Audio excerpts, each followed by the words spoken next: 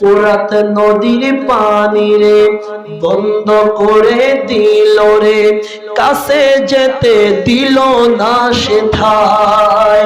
পশু পাখি খাইল কেহই বাধা না পেল, বাধা শুধু হোসাইনের বেলায়, বাধা শুধু আসগরের বেলায়।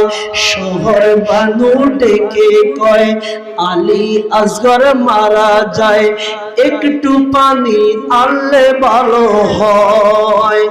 ইমাম কয় শহর বানুরে ওদের দিলে দয়া নাই রে, ইমাম কয় শহর বানুরে ওদের ভিতরে মায়া নাই রে, পানি তো দিবে না মনে হয়, পানি তো দিবে না মনে হয়।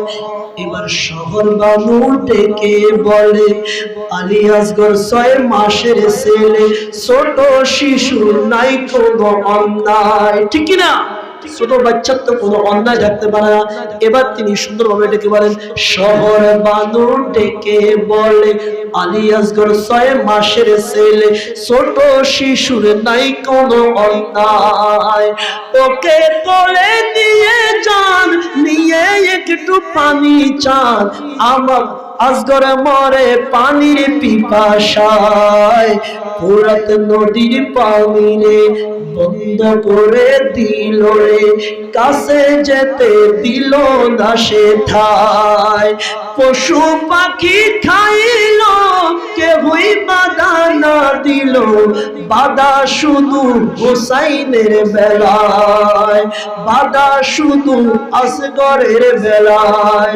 এবার ইমাম হুসাইন ওই বাচ্চাটাকে পুরাত নদীর তীরের মধ্যে গিয়ে এবার ডাকতেছে, এই পানি পশুয়ে খায়, এই পানি পাখিয়ে খায়, ঠিক না? পুরাত নদীর পানি পশুয়ে খাইতেছে, পাখি খাইতেছে, কত জীবজন্তু খাইতেছে।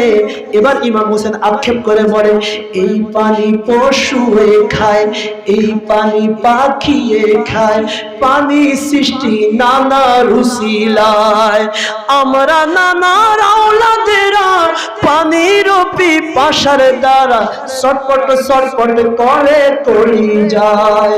এবার এক দস্যু আসিয়া কয়, তোমার চেহারার চেহারা প্রায় নবীজির চেহারা মনে হয়, একটু হাসাইতে চেষ্টা করো, সাদ জেগেছে আমার বড়, হাসাইতে চেষ্টা করো, সাদ জেগেছে আমার বড়, হাসি দেখো তারি চেহারা।